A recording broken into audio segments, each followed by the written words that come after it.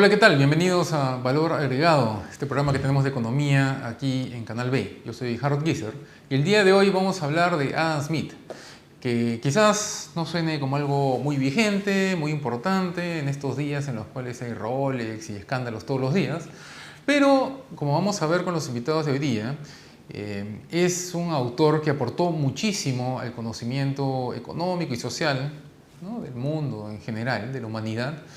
Y aparte que tiene una serie de ideas que son muy vigentes para el Perú y que deberían ser muchísimo más divulgadas porque nos ayudarían a tener un mejor país y tener también una economía más productiva. Muchos asocian a Adam Smith a ideas muy libertinas o lo asocian con temas de explotación o lo ridiculizan o lo caricaturizan sacando de contexto algunas de sus frases, ¿no? Como por ejemplo el de la mano invisible, ¿no? En toda la obra de Adam Smith, o sea, en sus dos grandes libros, él menciona a la mano invisible solo dos veces y circunstancialmente, ¿no? Sus críticos son los que hicieron famosa esa frase porque les pareció y la ridiculizan, la sacan de contexto, porque es una forma que ellos tienen de discutir sus ideas sin entrar a discutir sus ideas, ¿no? Es algo que Hayek luego comenta con bastante extensión, ¿no? Cómo los críticos de sus ideas tienen que estar ridiculizando y sacando de contexto su material para poderlo atacar, porque no están en capacidad de realmente criticar sus teorías y sus argumentos, ¿no? Adam Smith hace poco se cumplió un aniversario y en algunos institutos, en algunas organizaciones se hicieron algunos eventos para difundir un poco su obra. Y hay mucho más que se podría hacer desde el colegio para poder lograr que sus ideas lleguen un poco más y que la gente les entienda un poco mejor, que buena falta nos hace, ¿no? Para ver si así entendemos cómo algunos políticos nos están queriendo mentir, ¿no? Y nos están queriendo hacer creer cosas que no son ciertas. Entonces, para hablar de Adam Smith y de su obra, de todas sus ideas y de todo el aporte que hizo al conocimiento, tenemos a dos invitados que lo han leído bastante bien. Uno es Enzo Infantes, que es coordinador de Es Libertad Perú, y el otro es Gabriel Rodríguez, que es presidente del Bastiat Club. Ambos han hablado, han hecho eventos sobre la obra de Adam Smith y tienen mucho que decir al respecto.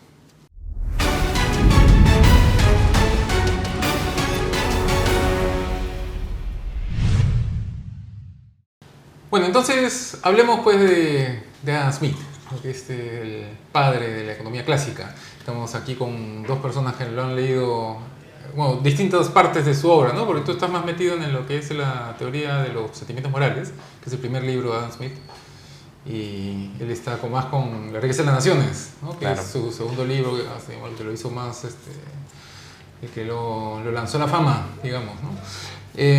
A ver, primero para hablar un poco sobre el personaje, ¿no? Adam Smith se dice que él era religioso, ¿no? Pero en realidad en esa época, para ser académico, básicamente estás obligado a ser religioso, ¿no es cierto? Yo por lo que veo, Adam Smith, además, sí lo considero una persona religiosa, evidentemente, pero también una persona muy, tal vez hasta moralista, muy, tal vez la palabra mojigato, en el sentido de que termina siendo una persona muy correcta en todos los sentidos. Creo que sí valdría su vida, es de acuerdo a su religiosidad también en ese sentido. O sea, lo que te refieres es que él vivió una vida alineada con sus principios. Sí, no se le conoce, por ejemplo, a ninguna mujer, además, no se le ubica, o sea, no tuvo hijos, nada de sentido. Muy curioso ese tema. Muy pegado a su madre también, ¿no? Es verdad, eso también es muy pegado a su madre. Además de eso, él, en el mismo teoría de sentimientos morales, a veces peca, no sé si peca o tal vez exagera un poco de optimista, en el sentido de que vean la naturaleza humana muy, muy simpática, en el sentido de Adam Smith, que habla mucho de simpatía. Entonces, en ese sentido, sí lo consideraría una persona religiosa. No sé si tienen algún otro punto de vista con respecto a eso. ¿Te parece que es religioso o no? Justo igual que Gabo ahí mencionaba, no era un poco ambiguo en esa parte, pero por los contextos, como bien mencionas ahí, Hans, pues podríamos atribuirlo cierta tendencia. Lo que sí es bastante característico de Adam Smith era su forma de ser, ¿no? Hay bastante bibliografía que menciona que era un tipo un poco raro, ¿no? Solía caminar bastante pensando en las cosas, un tipo como de su época, ¿no? Muy adelantado. Sí, sí. Y también físicamente no tenía facciones bastante atractivas, que digamos por el momento. Era un tipo un poco ahí con facciones bastante marcadas. Entonces, nada, era un tipo bastante peculiar para la época. Aparte de las cartas que él se escribía, digamos, con distintas personas, sabemos que era una persona bien cuadriculada con sus creencias religiosas, morales, ¿no? Éticas. Claro. Pero, a ver, un poco sobre o sea, Adam Smith es famoso, digamos, por la riqueza de las naciones y sus frases, ¿no? La mano invisible, en fin. Pero es interesante cómo, por ejemplo, en Estados Unidos es una figura usada tanto por republicanos como demócratas, ¿no? O sea, uno puede agarrar su obra y citarla como un gran liberal, así como un gran defensor de la intervención del mercado, ¿no? Porque en algunas partes él aboga por eso. Claro. ¿No? Entonces, es una, o sea, si bien es una obra de Milton Friedman, la endiosó, ¿no? Endiosó a Adam Smith. Lo cierto es que no termina siendo ni muy liberal ni muy conservador tampoco, ¿no? ¿A ti te parece eso o no? Sí, de hecho, digamos, uno del prefacio que hace Carlos Rodríguez Braus, quien traduce el libro al español en esta versión de Alianza Editorial, menciona, ¿no?, que para Adam Smith había 3 roles fundamentales del Estado, que uno de ellos era cuidar al Estado de cualquier conflicto externo, cuidar a los individuos que residen dentro del mismo y también garantizar ciertas instituciones o obras públicas que sean necesarias para la sociedad en su conjunto. O sea, esos 3 aristas era algo que resaltaba Adam Smith como, digamos, un rol estatal, ¿no?, de por sí. Claro. Y otra cosa interesante es que como él en su época no existía el término liberal, ¿no? Ni tampoco existía esa escuela, pero como buen liberal él era bien fanático de sus propias creencias, ¿no? Que eso es bien común en Hayek, en Mises, ¿no? Sí. Es cierto, o sea, además de sus propias creencias, él era muy receloso en el sentido de que se dice mucho, y yo también lo creo, que Adam Smith es un plagiador bastante considerable, que muchas de sus ideas no son originales, pero él era muy receloso con sus ideas en el sentido de que acusaba a todo el mundo de plagiador, a todo el mundo de que lo plagiaba. Hay una cosa curiosa, no sé si han escuchado sobre sí, lo de los alfileres, que Adam Smith pone el ejemplo de los alfileres y tal. Y hay un profesor con el que al final tenía una amistad y terminan discutidos, un profesor que lo cita. O sea, no, primero se pelean por el término de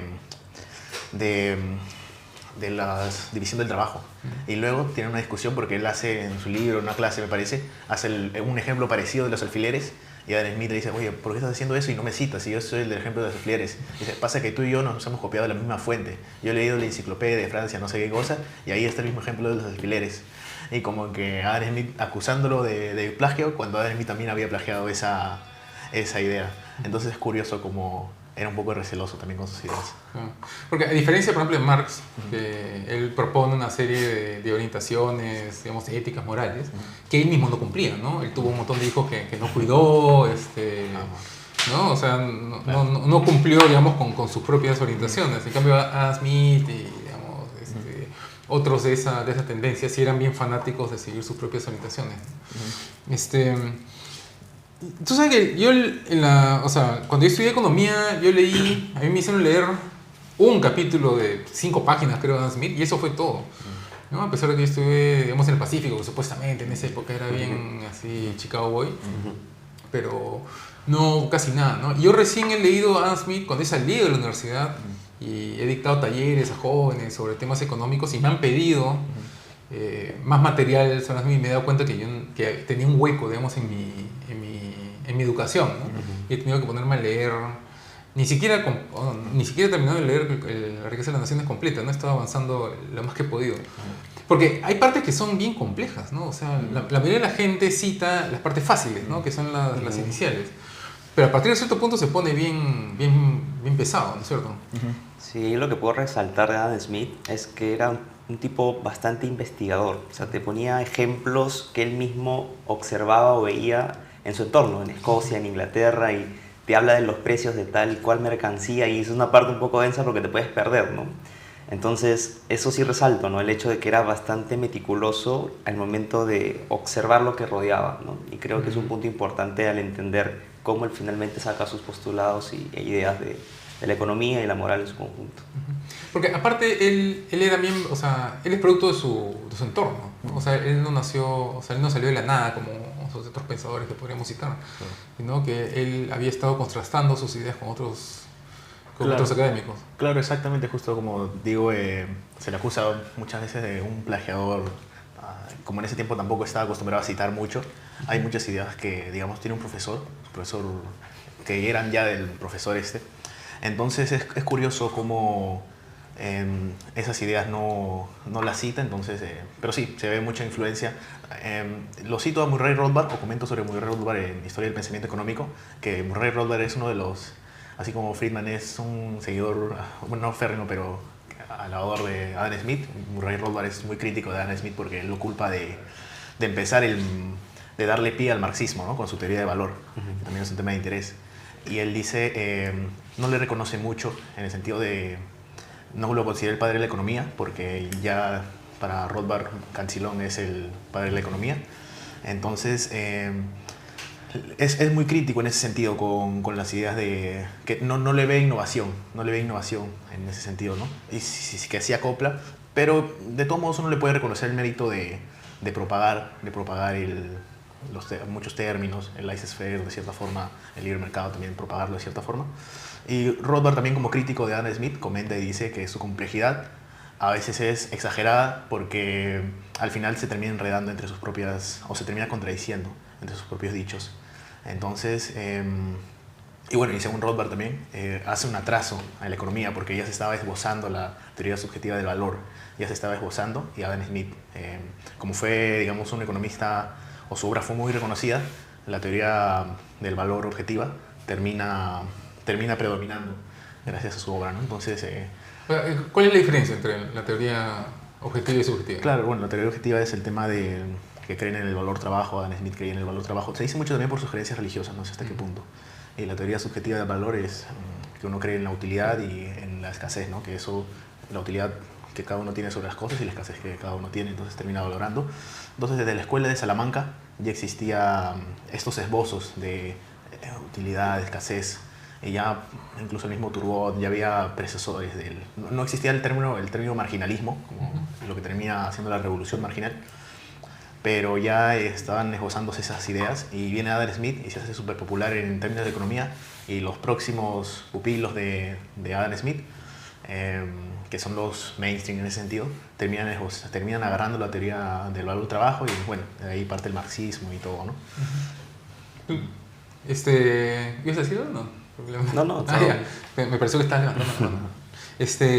Porque aparte era algo bien común en esa época pensar que el avance tecnológico, o sea, hoy sabemos cómo funciona el método científico, ¿no? Pero en esa época se pensaba que era a grandes saltos, ¿no? O sea, tipo Isaac Newton, ¿no? Que se sentó debajo de un árbol, le cayó una manzana y se le ocurrió una gran teoría, lo cual hoy sabemos que es mentira, ¿no? O sea, que él había estado conversando con un montón de gente, había estado desarrollando una teoría, y después la comunicó de una manera alegre, digamos, para que la gente le capte. Adam Smith hace algo parecido, ¿no? Él se pasa mucho tiempo conversando con mucha gente, y de ahí pone, digamos, ejemplos que sean accesibles a la gente en general, ¿no? ¿A ti te parece que sin Adam Smith no habría habido marxismo, por ejemplo? No necesariamente, porque recordemos que Adam Smith pertenece, digamos, a la escuela clásica de por sí, y también hay otros autores, ¿no? Como David Ricardo, que apoyaban mucho la idea también de un valor trabajo de por sí. Entonces, en sí, digamos, Marx coge esta idea de valor trabajo de la literatura clásica. Entonces, Smith estaba dentro de, ¿no? Fue como quien dio mucho más balas a que realmente se podía formar una teoría mucho más sólida. Pero en realidad muchos de los autores de esa época pensaban relativamente similar. ¿Y por qué una cosa, o sea, más allá de que él era más popular, por qué crees que en ese momento una idea domina la otra? O sea, ¿por qué no la valoración subjetiva de los productos, que es algo que es bien fácil de explicar, digamos, no llegó más lejos? Bueno, habría que entender un poco el contexto, ¿no? Por ejemplo, estas figuras como Smith o Ricardo eran personajes de bastante influencia, no solo en la parte académica, sino Ricardo, por ejemplo, también estaba mucho más metido en la parte de comercio. Entonces, Era un empresario exitoso. exacto. Entonces, pues, al pensar, siempre seguimos, ¿no?, esta falacia un poquito de la autoridad, ¿no? Y pensar que esta persona es exitosa piensa en aquello, pues, creo que la mayoría lo puede seguir, ¿no? Hay, por ejemplo, el tema de la mano invisible, ¿no? Siempre ponen, Adam Smith siempre lo relaciona con la mano invisible, y él en toda su obra solo lo menciona 2 veces, ¿no? Es algo bastante particular, ¿no? Y de hecho es usado para caricaturizar la obra de Adam Smith, ¿no? Te dicen, sí, porque según tú la mano invisible lo va a solucionar todo. Y él lo usa solo, o sea, una vez en teoría de los sentimientos morales y otra vez en Adam Smith, perdón, en La riqueza de las naciones. Y pues, es una mención circunstancial, digamos, ¿no? A pesar de que tuvo mucho impacto, ¿no? ¿Por qué crees que, o sea, que es una expresión tan popular entonces? Bueno, dicho sea de paso, también tocaste el tema religioso al inicio. Algunos atribuyen que también se refería con la mano invisible a cierta entidad religiosa en algún punto. Pero, o sea, yo creo que el concepto de la mano invisible sí es muy famoso, porque realmente en toda la obra trata de eso, ¿no? De que los mercados tienden a equilibrarse, el precio se tiende a ajustar a un precio natural, y por lo tanto, en resumen, la mano invisible es eso, ¿no? De que el mecanismo propio del mercado hace que finalmente las cosas tiendan a un equilibrio. Y yo creo que esa metáfora resume bien lo que trato de explicar. En teoría de sentimientos morales... Sí lo menciona, pero no es muy económico el tema, entonces no lo pondría, no lo identifico mucho, ¿no? El tema de... O sea, sí entiendo el concepto de mano invisible, pero no recuerdo haberlo esbozado tanto que da una definición tan grande, ¿no? Pero, porque lo que tú estás diciendo de oferta y demanda, o sea, al final lo que está explicando con el tema de la oferta de la mano invisible en la riqueza de las naciones es la ley de oferta y demanda, ¿no es cierto? O sea, en un mercado competitivo, ¿no? Que el precio se regula a sí mismo, la cantidad también. Pero es interesante cómo él explica algo que hoy lo entendemos matemáticamente. O sea, hoy con ecuaciones podemos llegar hasta el número exacto de cuánto debería ser el precio, conceptualmente, ¿no? Porque en su época no había las herramientas matemáticas para hacerlo, ¿no? O sea, ¿qué tan genio tenía que ser, ¿no?, para poder llegar a un concepto matemático sin matemáticas, ¿no? ¿Hay algo más así que te parezca que hay ahí que se adelantó a su época? Sí, principalmente, como su propio nombre lo dice, ¿no? El tema de las riquezas de las naciones. Smith partía diciendo, por ejemplo, que un país podría tener muchos recursos, abundancia de sectores bastante desarrollados, pero si en el proceso se quedaba estancado, no había una mejora o, digamos, un proceso permanente, pues de nada te servía eso. Y ponía el caso de China en aquel entonces, ¿no? Y pone un ejemplo bastante fuerte, pero creo que describe mucho el tema, ¿no? China en ese entonces tenía la industria agrícola bastante desarrollada, pero con el tiempo no lo explotó, no siguió innovando, entonces quedó estancada prácticamente. Entonces citaba que los pobres de China realmente estaban bastante deteriorados e incluso buscaban las mermas o los desechos de los barcos europeos que pasaban alrededor. Entonces ahí podías identificar que un país que, a pesar que tenga los recursos que tiene, si no lo desarrollas o no es un crecimiento permanente y continuo, pues realmente llegas a ser un país pobre. Y eso es un punto bastante importante, ¿no? Sí. Claro, exacto. O sea, tiene esa diferenciación con los mercantilistas que hablan mucho de los minerales y tal. Y me parece de mucho interés también que él pone énfasis. Se le llama, de hecho, la teoría de Turgot-Smith, porque Turgot es el que lo esboza y luego Smith no sé si lo toma o llegan a la conclusión, digamos, de formas separadas. El tema del capital, en el sentido de la productividad, en el sentido de la acumulación para producir. Eso también es un poco, o sea, es curioso y es de cierta forma innovador junto con Turgot, pero a veces es un poco tal vez exagerado en el sentido de que él pone mucho énfasis en el sentido de acumular capital, que eso genera riqueza y tal. Y bueno, es un poco interesante esa teoría que era de cierta forma innovadora, ¿no? Bueno, pone mucho énfasis en eso, ¿no? Critica también mucho, no critica, pero de cierta forma como que pone más énfasis en la inversión, ahorro, que en el consumo. Entonces, de cierta forma bastante innovador. Por eso Porque ahora hay como una tendencia, bueno, hay algunos autores más de izquierda que te hablan de que no se debería orientar, o sea, no debes orientarte al crecimiento. El crecimiento no es un objetivo en sí mismo, y que incluso hay países como Estados Unidos que ya tienen que empezar a pensar en decrecer, ¿no? Porque el daño que le hacen al medio ambiente y bla, bla, bla, ¿no? Lo cual se lleva de encuentro justamente a las enseñanzas de Adam Smith, ¿no? A lo que nos deja. Entonces, en ese sentido, ¿tú crees que es viable un país que no tiene, o sea, que no está creciendo constantemente? A mí siempre me gusta poner este ejemplo, ¿no? Cuando a veces tengo clases con mis alumnos, pues veo que se habla mucho matemáticamente que tasa de crecimiento de 2%, 1%, y no vemos lo que hay detrás.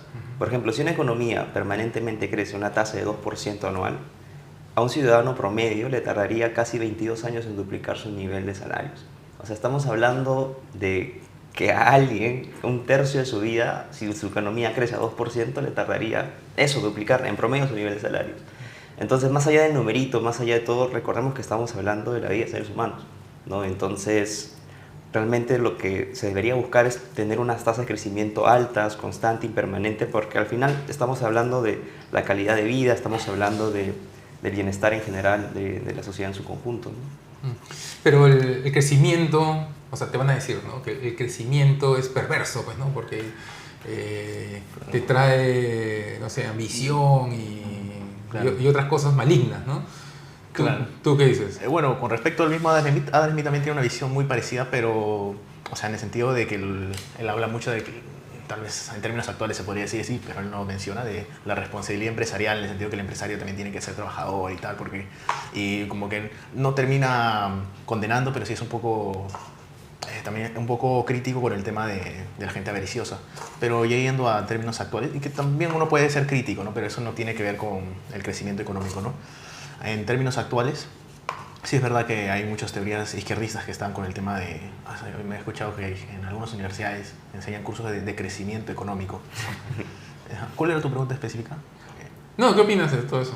No, sí, entonces me parece que, como dicen también, no deberíamos enfocarnos tanto en números, recordando que son personas. Bueno, también citando a Miguel Ancho Bastos, que dice lo que hace falta es capitalismo, ahorro y trabajo duro, ¿no? En el sentido también, tal vez ahí citando a Adam Smith, que es importante bastante el ahorro para el crecimiento y, bueno, las diferentes teorías de crecimiento económico, ¿no? También, es algo bien relacionado, digamos, a su religión, ¿no? Porque él, o sea, en el protestantismo, el trabajo es una parte importante, digamos, de la vida diaria de una familia, ¿no?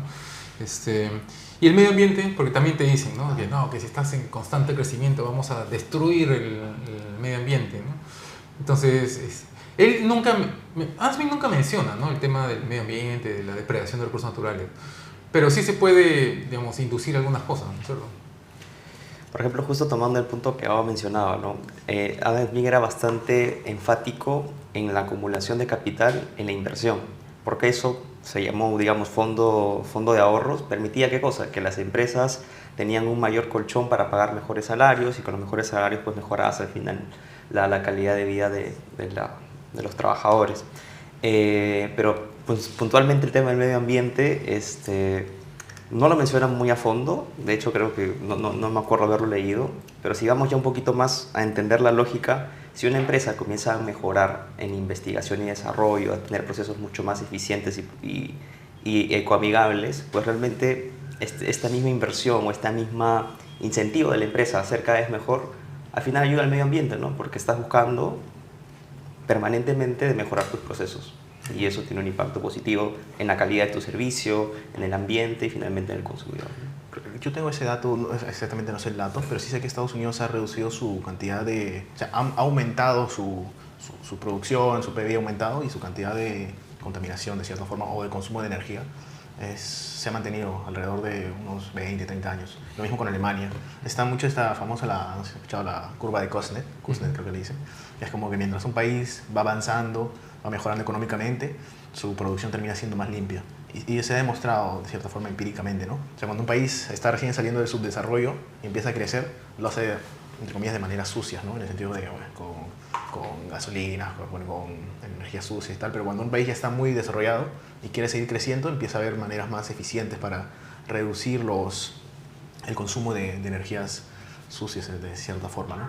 Que está relacionado a la innovación tecnológica, ¿no? Inversión en nuevas tecnologías, en nuevos procesos. Claro, claro. Y eso hace crecer a los países, ¿no? Entonces, a largo plazo, y también como está relacionado los países que más crecen son los países más libres, entonces a largo plazo también, o poniendo una curva, también se puede decir que los países más libres terminan contaminando menos, también relacionado con eso de la curva de Kastner, ¿no? Que mientras Ya, más... ahí te van a decir que los países más libres y que crecen más son los más desiguales, ¿no? O sea, ¿cómo se llama este...?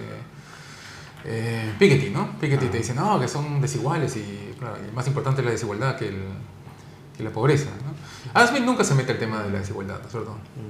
No, se enfoca mucho más en el crecimiento. Crecimiento, sí. Pero dicho sea de paso, hay como una idea bastante sólida que si una economía comienza a crecer permanentemente, pues al final ese crecimiento económico también se habla de un desarrollo económico, ¿no? Y al final muchos a veces ponen la distinción, no, desarrollo no es lo mismo que crecimiento, pero un crecimiento a largo plazo sí podemos hablar que es un equivalente a un desarrollo.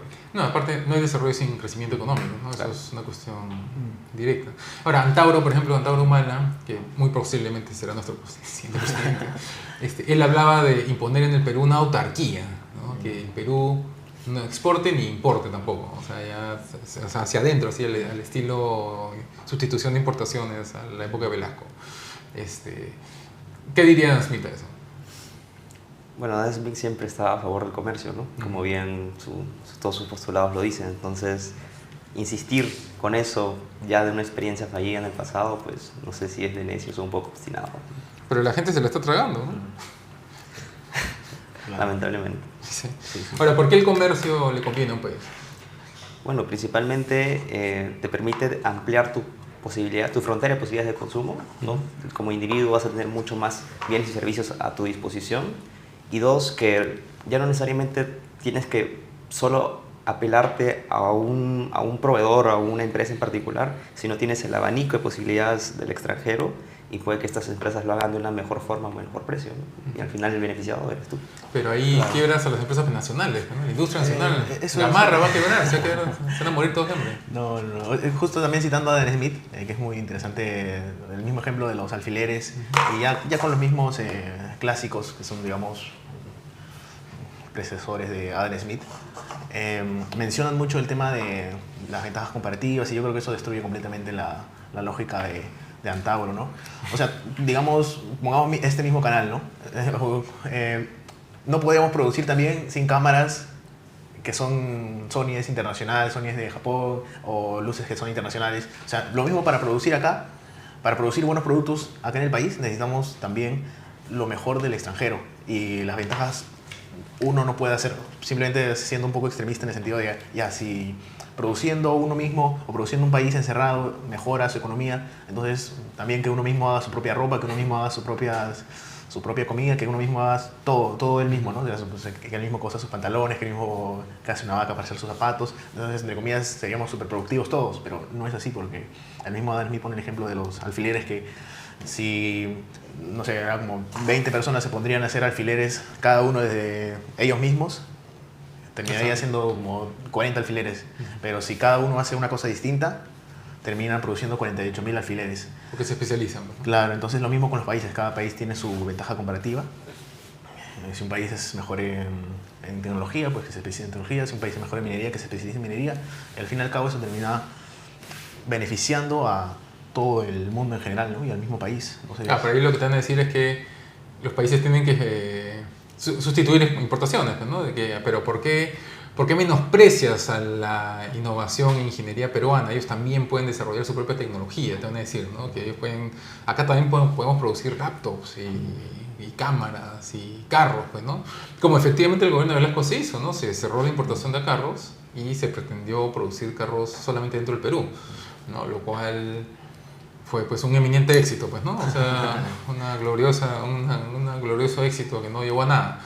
Pero aún así no aprenden la lección, porque ahora le están proponiendo de nuevo y está teniendo pegada. Hay gente que se la está tragando, ¿no? ¿Cómo se puede discutir eso entonces? Desde el punto de vista de Smith, Claro.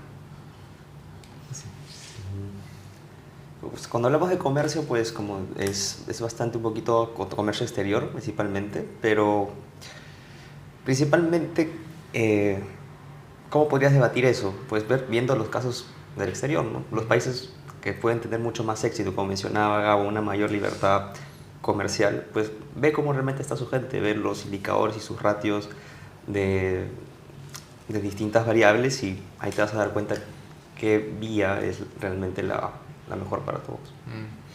Porque en ese sentido, las personas que proponen esta clase de cosas niegan la data. Entonces tú le dices, sí, pero mira cómo en Cuba esto no funcionó. Y te dicen, no, si Cuba es lo máximo, es un paraíso terrenal, pues, ¿no? Claro. Entonces, ¿cómo se puede discutir eso también? Eso es muy curioso también, porque si supuestamente encerrándote y produciendo tú solo serías una potencia, entonces según ellos el bloqueo económico debería ser una bendición para Cuba, ¿no? El bloqueo comercial de Estados Unidos, el embargo comercial debería ser una bendición para Cuba, porque están ellos mismos produciendo sus cosas y tal, ¿no? Que decir no es un bloqueo 100% dado, pero es un poco contradictorio dentro de su propia lógica. Claro.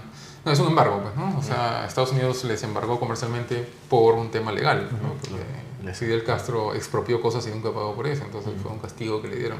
Ahora, Venezuela también, ¿no? También hasta las últimas consecuencias, hasta que los venezolanos llegaron en masa acá en el Perú seguíamos teniendo líderes de izquierda que insistían en que Venezuela también era un paraíso terrenal, ¿no? Que todo era mentira. Entonces, ahí también cómo discutes con gente que niega la realidad, ¿no? Es un problema. Claro, bueno, siempre uno tiene que estar tratando de estar en los principios económicos correctos y tratar de ver con argumentos a la gente, porque al fin y al cabo espero que todos tengan buenas intenciones y quieran lo mejor para el país, pero muchas veces muchos sesgos naturales que tiene la gente de pensar que lo propio es mejor que lo exterior, o sesgos naturales de las personas en ese sentido, o tal vez hasta la envidia de gente que, no sé, que les molesta que haya ricos y todo ese sentido. Les pica el ojo, pues, ¿no? Sí, entonces se tiene que combatir con educación económica, con real teoría y con los mismos, explicándole lo que verdaderamente es, porque verdaderamente hay algo que también tiene el humano, y es que el humano le gusta, le parece injusto ver que alguien se lleva algo que no es de él, si alguien se lleva algo que es mío, que yo he producido, le incomoda, ¿no? Porque, por ejemplo, o sea, en la religión protestante que Adam Smith profesaba, al contrario, ¿no? O sea, ahí él no habla de envidia, por ejemplo, ¿no? Él habla de simpatía, ¿no? ¿Cómo le llaman? Empatía. ¿No? Simpatía. En el sentido de empatía. Claro, empatía, ¿no? Pero él no habla para él no existe la envidia, ¿cómo se llama? Ese sentimiento negativo que acá hay un montón, ¿no? ¿O sí? ¿Tú has encontrado algo así por ahí? No, o sea, lo que puede hablar un poco es el tema, bueno, egoísmo, una traducción forzosa, ¿no? Del individuo, y justo mencionaba también a un punto que Smith ve que el individuo es un agente que trata permanentemente de mejorar su situación actual, ¿no?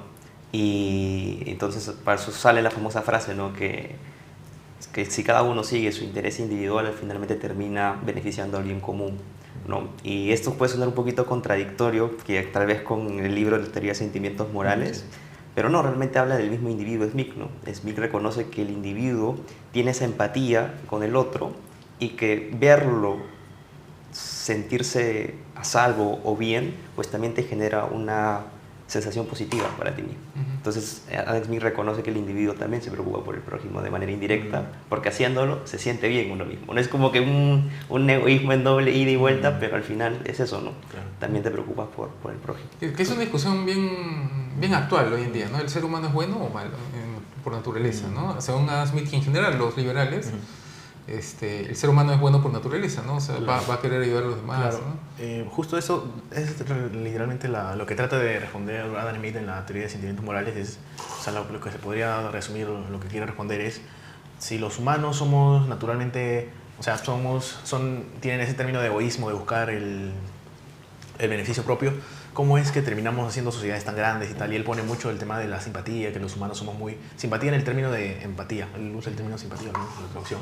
En el término de empatía, que los humanos somos empáticos y tal vez es un término muy positivo o muy en el sentido de optimista a las personas, pero yo creo incluso en ese sentido, o sea, sea en la naturaleza que sea, el liberalismo siempre, sea que los humanos somos buenos o sea que los humanos somos malos, el liberalismo siempre tiende a ser la solución, en el sentido de que si los humanos somos malos, ¿por qué darle todo el poder a un dictador? ¿Por qué darle todo el poder a una entidad? O sea, si los humanos somos malos, entonces, ¿cómo vas a darle todo el poder a un humano? Que es malo. Que es malo, por naturaleza. Y si el humano es bueno, entonces ¿por qué no confiar en el humano y dejarlo en libertad? Entonces, en cualquier sentido, yo creo que el liberalismo tiene la respuesta. Okay. Con respecto a los gobiernos, me parece que Adam Smith tiene también todo un rollo sobre la naturaleza del gobierno, cómo debería ser, cuáles deberían ser sus prioridades, ¿no es cierto? Sí, como mencioné al inicio, se basaba principalmente que un gobierno debería garantizar la justicia dentro de su población. Entonces, proteger al individuo, protegerlo de amenazas tanto internas como externas. Y Adam Smith también es quizás muy de la mano de economistas liberales, muchos clásicos, de ciertos roles, como por ejemplo construcción de carreteras, algunas infraestructuras, que realmente vea que la población lo necesite, ¿no? Entonces, en ese aspecto, Adam Smith sí veía un rol ahí bastante marcado del Estado. Pero el acceso al Estado, porque por ejemplo, él vivía en una monarquía, pues, ¿no? Entonces, ¿tenía algo que decir con respecto al tipo de estado, de gobierno o con respecto a eso no? Todavía personalmente no lo he leído, pero, o sea, como bien menciono, esos puntos le atribuía a esa entidad que trataba de regular o trataba de cuidar a todos sus ciudadanos, ¿no? Pero bueno, ahí se queda, tampoco es muy incipiente. No, y es interesante eso, porque eso también medio que se ha puesto de moda después en los 90 con la importancia de la institucionalidad para que una economía funcione bien, ¿no? Es algo que medio que está abandonado y se ha empezado a retomar en las últimas décadas, ¿no? Él ya le daba importancia a eso, ¿no es cierto? Sí, muy cierto también el tema de, o sea, a mí también el tema de, no exactamente, pero sí de decir que el humano o el gobierno tiene que actuar o en lugares que el mercado no actúa. Pueden ser cosas que le interesa a la población en general, pero no va a haber un empresario que lo haga. Entonces él pone el énfasis en eso, y eso mucho también dicen, ¿no? Los institucionalistas y todos esos patas nuevos que vienen en el sentido de Ronald Coase, que dice que uno tiene que el Estado no tiene que intervenir a menos que sea para mejorar, para solucionar problemas en esos sentidos, ¿no? O donde el Estado no llega de cierta forma. Entonces sí, bastante interesante con esta. Claro, pero Coase lleva a Adam Smith al siguiente nivel, ¿no? Porque ya lo define específicamente cuándo conviene y cuándo no. ¿Qué otro pensador te parece que hay importante después de Adam Smith o actual, digamos? Justo ahora que mencionas a Coase, justo hace poco di una charla de unas supuestas fallas de mercado, y Coase creo que es uno del referente para hablar de eso, ¿no? Pues Coase mencionaba el tema de los bienes públicos, por ejemplo, ¿no? Que seguro sería un tema donde la intervención del Estado estaría permanentemente como argumento. Pero menciona muy cortito un ejemplo, por ejemplo, de los faros en Inglaterra, ¿no? Coase mencionaba que economistas muy famosos, la talla de Samuelson, y mencionaban que los faros era el típico ejemplo de un bien público. Pero cuando él se puso a investigar el siglo XVI y XVII en Inglaterra, vio cómo surgieron los faros, ¿no? Que podría tener una característica de bien público por naturaleza, ¿no? No vas a discriminar qué bote, qué marino ve o no tu faro o tu luz cuando está llegando. Entonces los faros, claro, los faros de mar. De mar. Entonces ahí investigó y se dio cuenta que fueron los mismos privados por el interés y la necesidad de los marinos de llegar a salvo a un puerto, quienes comenzaron a construir los faros sin necesidad de una ayuda del Estado. Entonces, un bien que puede tender a ser un bien público, pues al final hay ejemplos en la historia que demuestra que los privados fueron quienes solucionaron los problemas. No, de hecho, Coase también es otro caso muy interesante porque se le atribuye mucho, pero al final todo lo que la gente suele citar de Coase son 2 papers, ni siquiera libros, ¿no? Sino 2 papers emblemáticos que él escribió que son buenísimos, pero son, no sé, 15 páginas y 20 páginas, ¿no? Y con eso él actualizó muchas ideas de una manera bastante revolucionaria, ¿no? ¿Qué otro pensador se te ocurre? Bueno, el mismo Marx se inspiró en las ideas de Adam Smith para su teoría de valor. A mí me parece que se inspiró porque Adam Smith termina siendo el más referente, o el que pone en énfasis más el tema de valor-trabajo. Y bueno, eso termina siendo negativo para los liberales y para muchos países que han sufrido el marxismo en general, ¿no? Creo que hay que ver ese punto también, ¿no? Porque de los dos, o sea, de los 3 clásicos, ¿no? Que son Adam Smith, David Ricardo y Marx ya está desmentido, digamos, ¿no? O sea, la escuela austríaca lo barrió el piso con Marx. ¿no? Y después David Ricardo también está, o sea, la misma realidad se encargó de demostrar que las ideas de David Ricardo no eran tan convenientes para un país, ¿no es cierto? Porque digamos, el mercantilismo, ¿no? Lo que él proponía que tenía que crecer más como de lugar, en fin. De los tres han quedado solo Adam Smith como válido, ¿no es cierto? Sí, exacto. Justo también, lo leía de Rothbard también, que él decía que cuando le preguntas a cualquier persona común, dime dos economistas, probablemente te digan Marx y Adam Smith, porque son los más mencionados. Y, o sea, Adam Smith todavía, yo creo que sus enseñanzas son base para muchas otras enseñanzas en el sentido de las ventajas comparativas, los beneficios del comercio. Él sienta las bases, pero ya sus predecesores, el mismo Ricardo creo que pone esto de las ventajas comparativas, son los que lo terminan sumando, ¿no? Y bueno, Marx no es vigente dentro del mainstream, pero digamos que en muchos países todavía se siguen aplicando sus teorías, ¿no? O los siguen tomando como válidas. Pero casi nadie lo lee, ¿no? ¿Tú has leído Marx, el Capital? No, no he tenido todavía. El Capital sí, he revisado el primer tomo. Empieza con la teoría del valor y tal, pero bueno, interesante, pero cuando uno conoce, digamos, la psicología es como que... Una vez o sea, yo iba a un curso con un señor de la Católica que se llamaba Vergara, que ya falleció, y él decía que en todo el Perú él solo conocía 2 personas que habían leído Marx completo, o sea, todo el Capital completo, que eran él mismo y... ¿cómo se llama este señor? Higuíñez. O sea, te estoy hablando de los 90, ¿no? Que de ahí nadie más ha leído Marx de verdad, ¿no? Todos los demás han leído estas versiones claro. Politizadas. Claro. Yo no he leído tampoco Marx completo, pero he leído el tomo para entender un poco. Pero me has hecho acordar también una anécdota de Mao Zedong cuando se conoció bueno, se dice mucho, Mao Zedong cuando conoció a Stalin. Y bueno, Lenin era un teórico, luego que Stalin era un ignorante en general, en todos los sentidos. Y él entra y Mao era un teórico también. Mao es uno de los, como dicen, las 4 espadas, en el sentido de él también es un teórico y tiene sus libros y tal, ¿no? Y le dice, ¿qué tal va tu lectura sobre Marx? Le dice Mao a Stalin, y Stalin le dice, bueno, ya me estoy terminando el manifiesto. Y es como que queda impresionado porque son dos... Está dirigiendo una... 2 países. Sí, está dirigiendo un país marxista y no sabe de Marx. O no lo ha leído, ¿no? Claro, pero el manifiesto, te refieres a que no lo escribió Marx. El manifiesto comunista lo escribió Marx, pero es básico, no sé, como que... Claro. Pero supuestamente, o sea, no lo escribió solo, pues no lo escribió Marx con Engels. Con Engels. Claro, casi todo lo escribió. Pero es básico, o sea, no es profundidad. Es como una lista de deseos. Aparte, ahí te das cuenta la genialidad de Adam Smith, porque si bien Marx y Adam Smith no son contemporáneos, pero más o menos, el libro de Adam Smith incluso hoy en día es digerible, ¿no? Tú lo puedes leer y lo entiendes. En cambio Marx no, Marx es bien complejo, es difícil de tragar, ¿no? Como otros, ¿no? Otros de ese, pero David Ricardo también es bien pesado, ¿no? ¿Qué otro, no sé, hay algún otro autor que te parezca que esté al nivel? Bueno, por ejemplo, dentro de la literatura liberal, pues creo que el trabajo de Hayek en el siglo XX fue bastante emblemático, ¿no? Yo, por ejemplo, tuve la oportunidad de leerme Camino de Servidumbre, que lo escribió ya por los años 40, 50 más o menos, y lo más impresionante fue cómo esas ideas que escritas ya hace un siglo atrás siguen vigentes, y todavía hay gente que no entiende o no puede interiorizar esas ideas, ¿no? En resumen, lo que Hayek trataba de lo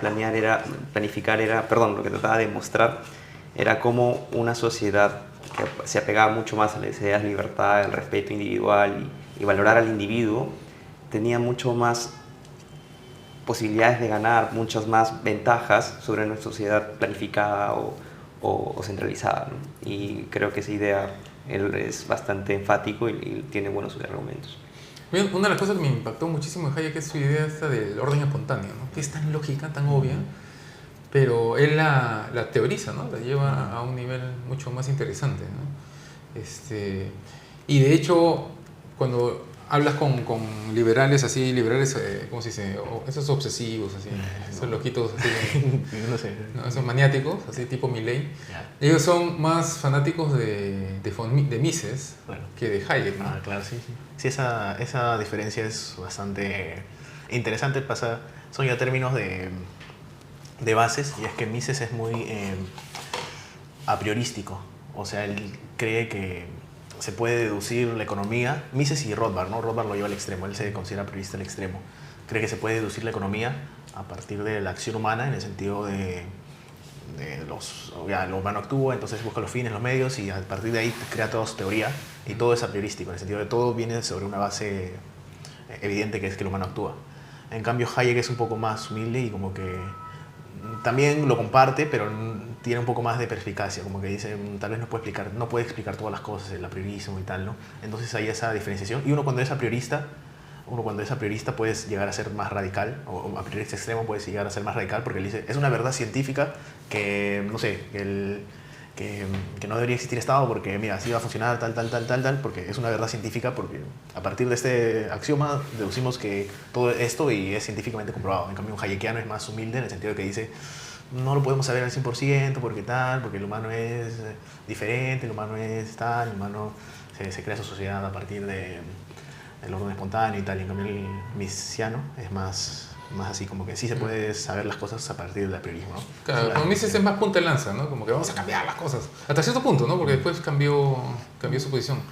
En cambio Hayek es más negociador, ¿no? Claro. Que vamos a hablar, vamos a conversar, vamos a ver a qué llegamos, ¿no? Claro. No, y Hayek es más fácil de leer también, ¿no? Mises es un poco más pesado. Rothbard a mí no me gusta, me parece muy, ¿cómo se dice? Muy cuadriculado. Me gusta... ¿Cómo? Tajante, tal vez. Sí, es muy tajante, como que las cosas son así. ¿No? Así es como debería ser, y todo aparte es mezcla moral con sus teorías. Sí, yo también tengo esa sorpresa, ¿no? O sea, lo mismo o sea, yo no sé si se puede, pero leyendo Poder y Mercado, o sea, cuando uno lee a Mises, lee más que nada en economía, ¿no? Lo típico que él deduce las cosas a partir de su axioma, ¿no? Bueno, la acción humana, el hombre actúa, entonces el hombre busca fines, entonces hay medios y tal. Entonces uno le entiende que deduzca su teoría económica a través de ese axioma. Pero yo he visto a Rothbard, me sorprendió, ¿eh? Porque él decía un análisis praxeológico del gobierno. Y es como, ya, una cosa es la economía, pero ya el gobierno, ¿cómo lo vas a analizar a partir de unas bases, la base pequeña de que el humano actúa, ¿no? Y es curioso y bien tajante también. Bien tajante. A mí me gustaría añadir solo un puntito, que ya que tocaron a Mises, y creo que nos sirve para tratar de entender y estar preparados por las cosas que pueden venir, ¿no?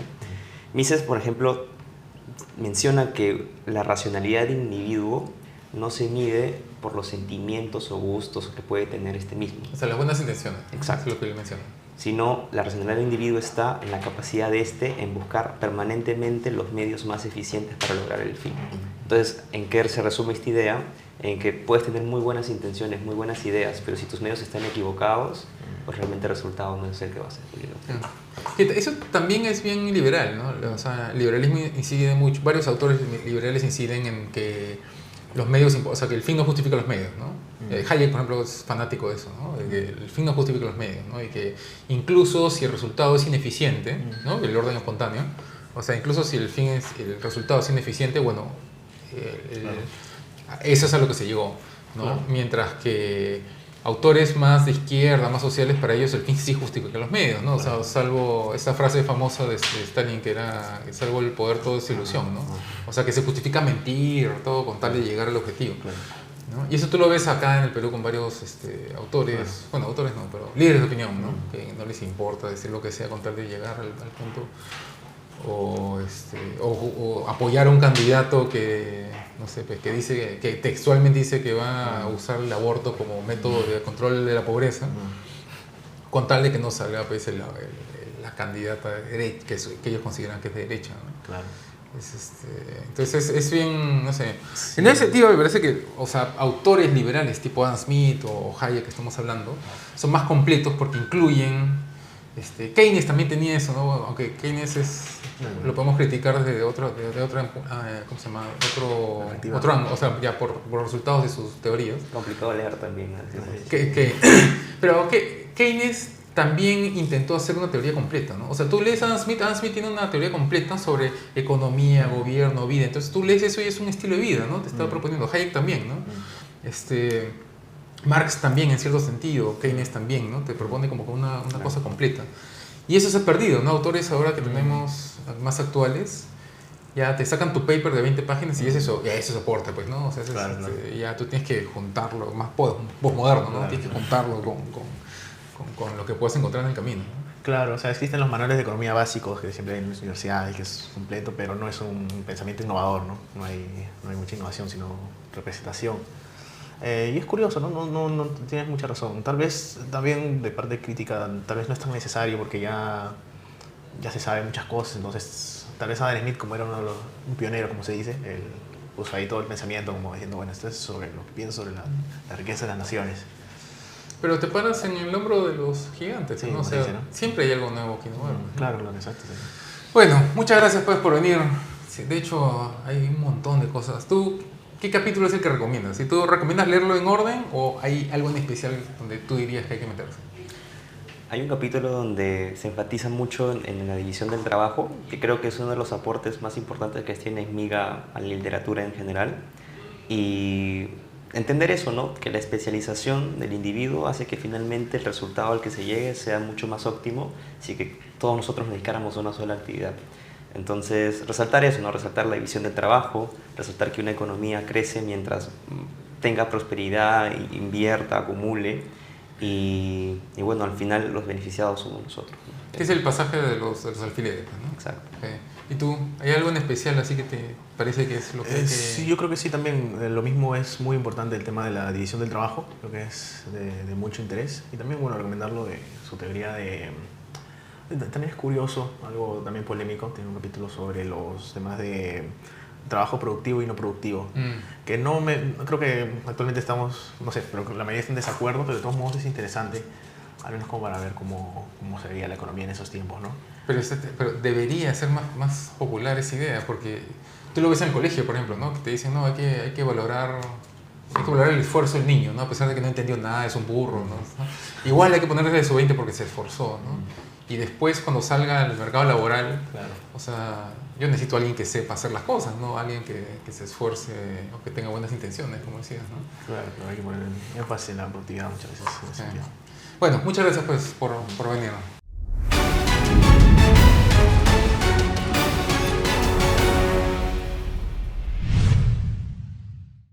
Bueno, eso ha sido todo por hoy. Muchas gracias por ver este programa. Si algo no les ha parecido, si quieren discutir algo, pueden dejar un comentario por ahí en las redes sociales. Y si no, nos podemos volver a ver aquí la próxima semana para seguir hablando de economía. Les recomiendo que se consigan los libros de Adam Smith, de Hayek, los que hemos mencionado el día de hoy, para que los lean y puedan investigar un poco más por su cuenta de estos temas y puedan pensar y meditar sobre estos asuntos y qué es lo que le conviene al país. Muchas gracias.